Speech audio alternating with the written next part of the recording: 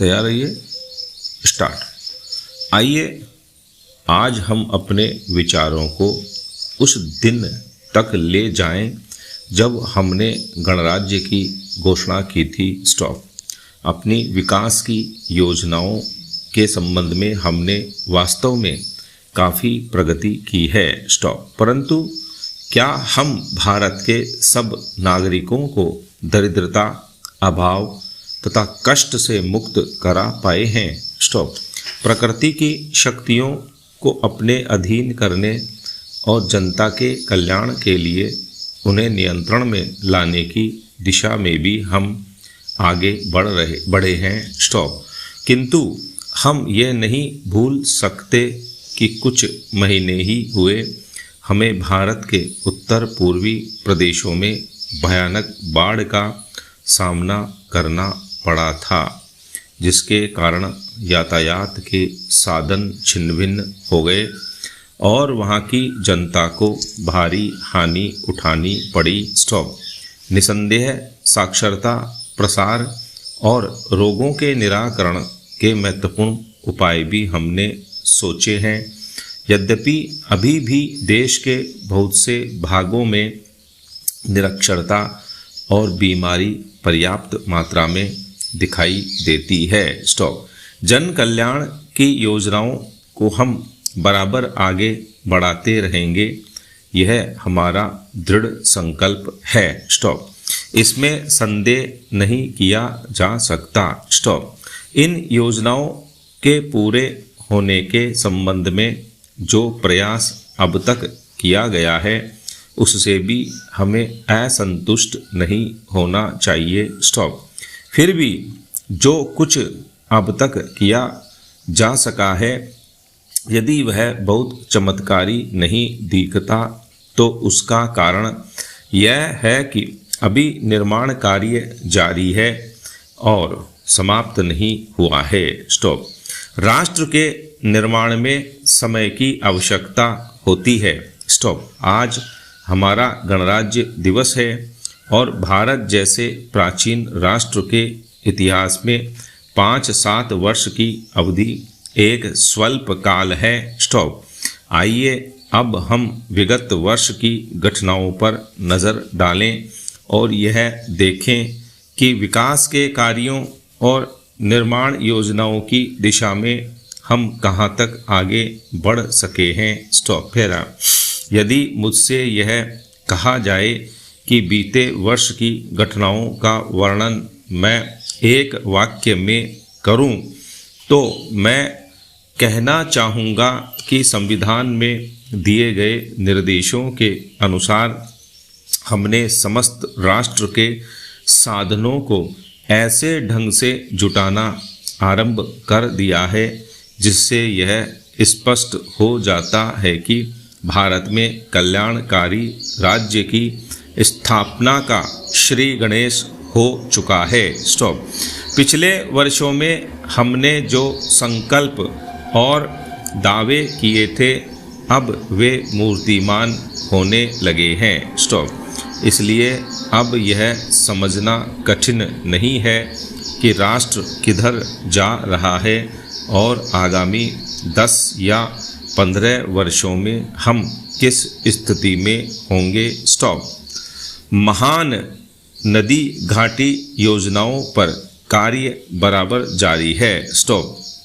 इनमें से एक योजना भाखड़ा नंगल योजना से बहुमूल्य पानी और बिजली पंजाब, पेप्सू तथा राजस्थान के भागों को मिलने भी लग गई है। स्टॉप। दामोदर घाटी योजना से कुछ समय हुआ बिजली प्राप्त होने लगी थी और हीरा कुंड, चंबल तथा दूसरी महान योजनाओं की भांति यह योजना भी यथेष्ट रूप से आगे बढ़ रही है। स्टॉप। भाखड़ा नंगल योजना का प्रथम चरण समाप्त होने से अब यह स्पष्ट है कि इन महान योजनाओं के द्वारा देश में कितने महत्वपूर्ण परिवर्तन हो जाएंगे। स्टॉप। पैरा। महोदय, कोसी नदी जिसे शोक और दुख का सूचक माना जाता है, इस वर्ष फिर अपने प्रकोप से महान हानि का कारण बनी। स्टॉप। अब इस नदी पर काबू पाने और इसकी उपद्रवी लीला समाप्त करने के लिए भी योजना तैयार हो गई है। स्टॉप। इस योजना की रूपरेखा तैयार हो चुकी है और निर्माण का काम हाथ में लिया जा चुका है। स्टॉप। आशा है इस योजना के निर्माण से बड़े पैमाने पर जन साधारण को सेवाएं उपलब्ध होंगी। स्टॉप।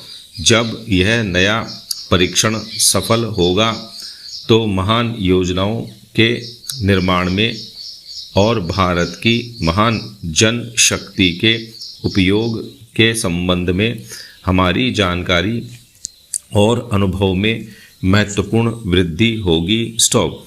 औद्योगिकरण के क्षेत्र में उन्नति, उत्पादन में और अधिक वृद्धि और भारत की प्रति व्यक्ति आय में वृद्धि विचाराधीन वर्ष की कुछ महत्वपूर्ण बातें हैं। स्टॉप।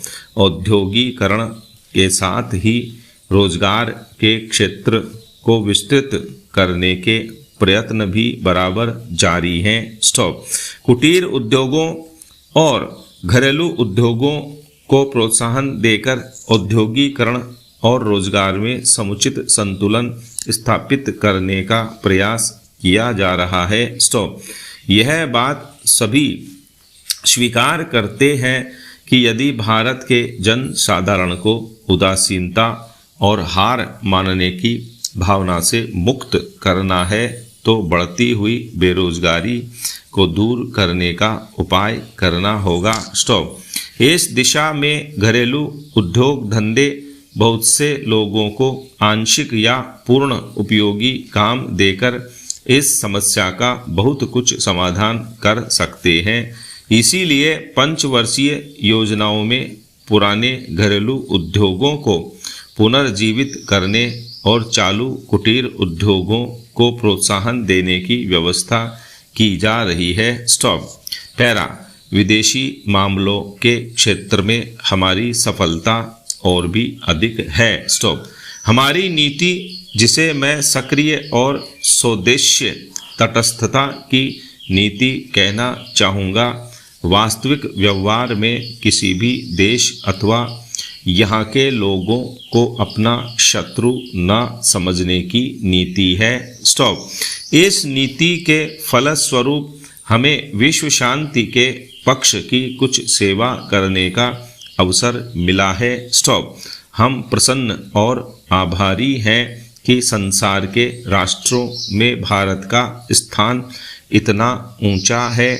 इंडो चीन निरीक्षण और नियंत्रण अंतर्राष्ट्रीय आयोग की अध्यक्षता हमने स्वेच्छा से स्वीकार की है और हमारे नागरिक यथासाध्य उस देश में शांतिपूर्ण निर्वाचन संबंधी समस्याओं का सामना कर रहे हैं। स्टॉप।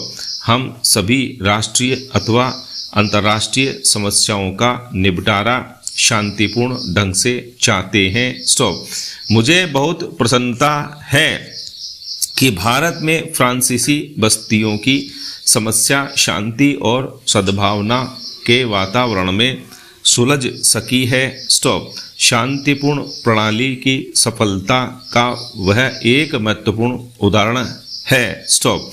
दुर्भाग्य से भारत में पुर्तगाली बस्तियों की ऐसी ही समस्या को सुलझाने की दिशा में प्रगति नहीं की जा सकी। स्टॉप।